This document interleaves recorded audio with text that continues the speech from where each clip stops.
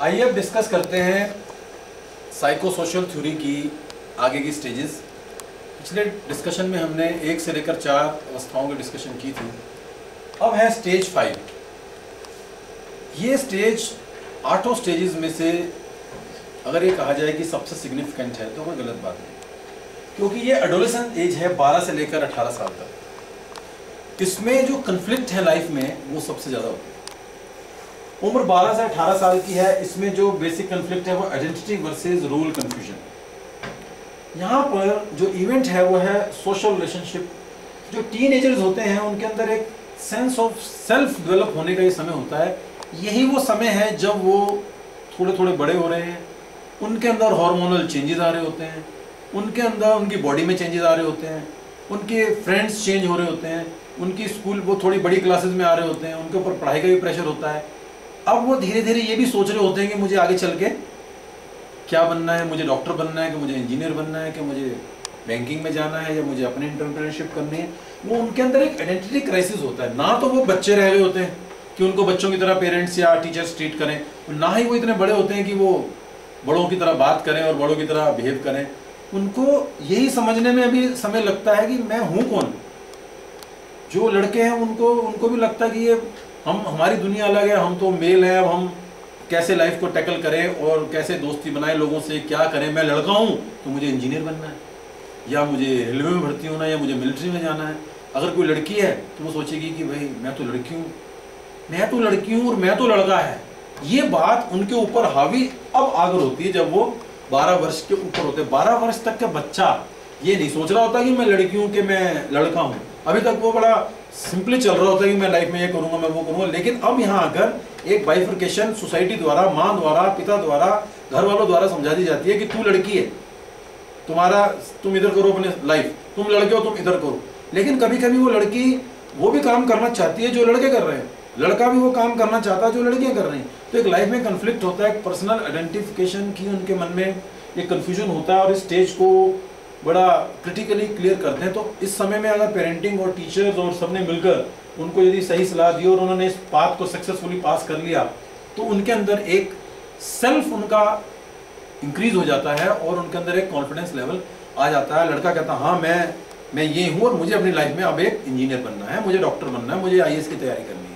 या जो लड़की होती है वो ये तय कर लेती है कि मैं एक लड़की हूँ और मुझे अब एयर होस्टेस बनना है, मुझे डॉक्टर बनना है, मुझे बैंक में जाना है, या जो भी उसकी लाइफ में उसका एम होता है वो करता है। तो यहाँ पर ये स्टेज काफ़ी क्रिटिकल है क्योंकि यहाँ पर सोशल और बायोलॉजिकल दोनों तरह के उसके ऊपर प्रेशर होते हैं। और इसको अच्छे से पास करने का इसका जो वर्च्यू है वो है फिडेलिटी, मतलब उसके अंदर जो सेल्फ का उसका इम्प्रूवमेंट है, या तो वो होगा या वो नहीं होगा। इस स्टेज में अगर बच्चे ने इसको सही से क्लियर किया तो लाइफ लॉन्ग अपना पर्पस लाइफ का पूरा करता है। और यदि इसमें उसके मन में कन्फ्लिक्ट आ गया तो वो कन्फ्लिक्ट फिर लाइफ लॉन्ग नहीं जाता कि मैं लड़की हूँ इसलिए मैंने ये नहीं किया।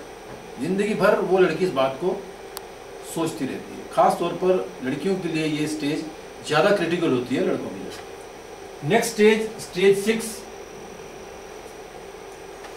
ये 19 से 40 वर्ष तक है।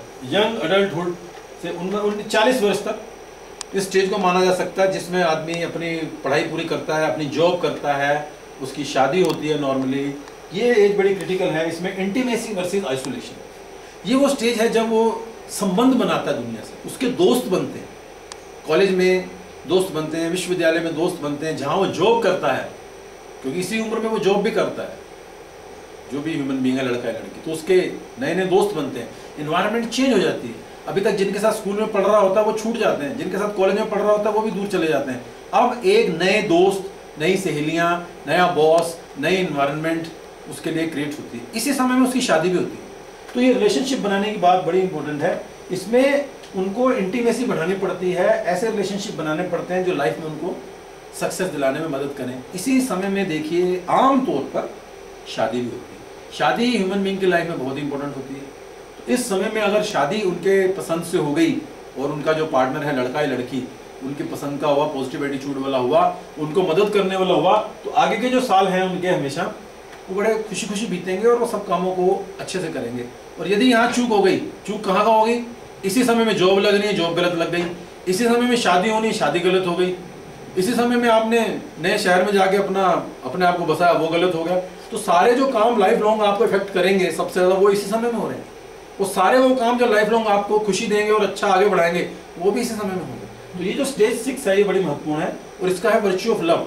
वर्च्यू ऑफ लव इसलिए है क्योंकि इसी में आपको दोस्त मिल रहे हैं, इसी में आपको शादी हो रही है आपकी, और इसी में आपके छोटे छोटे बच्चे भी होंगे 40 साल तक आमतौर पर। तो ये एक बड़ी अफेक्शन और लव से भरी हुई स्टेज है। या तो ये पॉजिटिव होगी और या ये नेगेटिव होगी। अगर पॉजिटिव होगी तो आगे तक काम बहुत अच्छा चलेगा, और अगर ये नेगेटिव हुई तो फिर पर्सनैलिटी में अचानक ड्रास्टिक चेंजेस भी इसमें आ सकते हैं। नेक्स्ट स्टेज देखते हैं, स्टेज 7। स्टेज 7 मिडिल एडल्टहुड 40 से 65 वर्ष की। मैं भी अभी इसी स्टेज में हूं, 40 से 65 ईयर्स तक। ये इसमें कंफ्लिक्ट है जनरेटिविटी वर्सेस स्टैग्नेशन।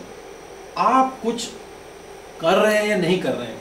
देखिए इसमें इंपॉर्टेंट इवेंट्स क्या हैं, वर्क एंड पेरेंटहुड। पेरेंटहुड तो मैंने बताया, यहाँ दो बातें आपके जो अडल्ट है इस एज ग्रुप में वो दो बातें सोच रहा है कि क्या उसने पिछले सालों में ऐसे कुछ काम किए हैं जो बड़े पॉजिटिव हैं, कुछ उसमें पॉजिटिव चेंज आ रहा है, कुछ उसको सक्सेस मिला है, और उसके बच्चे क्या है, इस उम्र में आकर बच्चे बड़े हो गए उसके, तो उसको उनकी भी चिंता लगती है कि मेरे बच्चे कैसे काम कर रहे हैं। अब वो अपनी चिंता छोड़कर बच्चों की चिंता करने लगता है। अगर उसके बच्चे ठीक से पढ़ रहे हैं, ठीक से कॉलेज में जा रहे हैं, अपनी लाइन ठीक से पकड़ रहे हैं, तो उसकी पर्सनैलिटी पे भी इसका इफेक्ट पड़ता है। तो या तो वो खुश होता है या सोशल बनता है या एंटी सोशल बनता है, साथ साथ उसकी अपने भी काम चल रहे हैं। तो इस समय में वो दोनों बातों को देखता है कि मैंने जो लाइफ में किया, मैंने क्या अकम्प्लिश किया, मैंने वो कौन कौन से काम किए हैं जो अच्छे थे, मैंने कौन सा सोशल अपलिफ्टमेंट किया है, मैंने दुनिया का क्या भला किया, प्लस मेरे बच्चे क्या कर रहे हैं। ये क्रिटिकल स्टेज होती है क्योंकि इस समय आदमी अपनी वैल्यूएशन के साथ साथ उसकी वैल्यूएशन सोसाइटी बच्चों से भी कर रही होती है।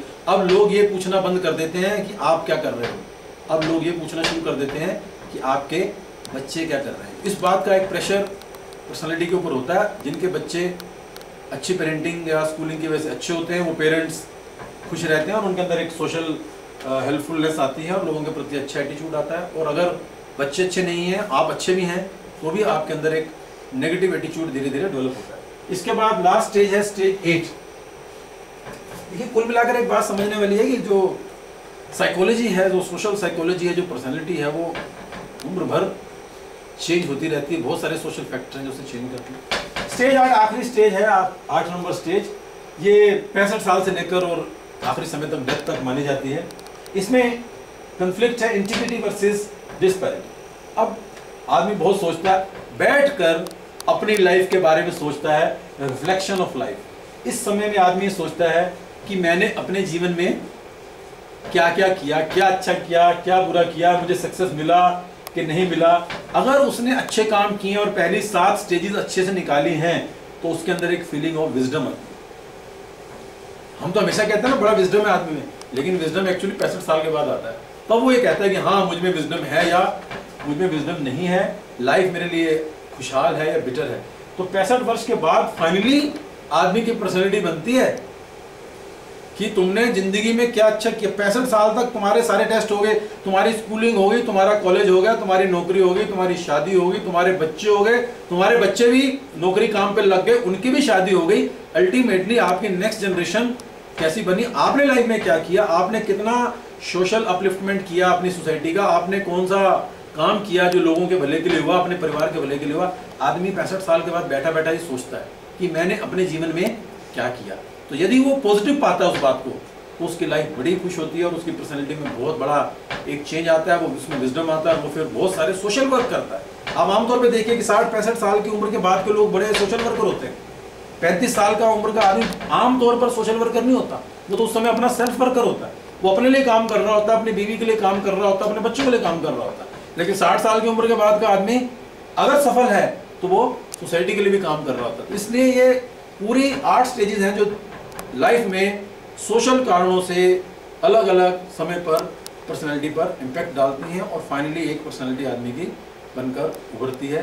तो ये कहना सही नहीं है कि 3 वर्ष में पर्सनैलिटी डिसाइड हो गई या 5 में हो गई, 10 में हो गई, 15 में हो गई, होती रहती है। धीरे धीरे अनकॉन्शियस ब्रेन इफेक्ट करता रहता है, लेकिन आदमी लाइफ में अपने कॉन्शियस ब्रेन को यूज करके भी धीरे धीरे जो काम करता है वो उस पर इफेक्ट डालती है। एक अच्छी किताब यदि व्यक्ति पढ़ ले तो उससे पर्सनैलिटी में फर्क पड़ता है।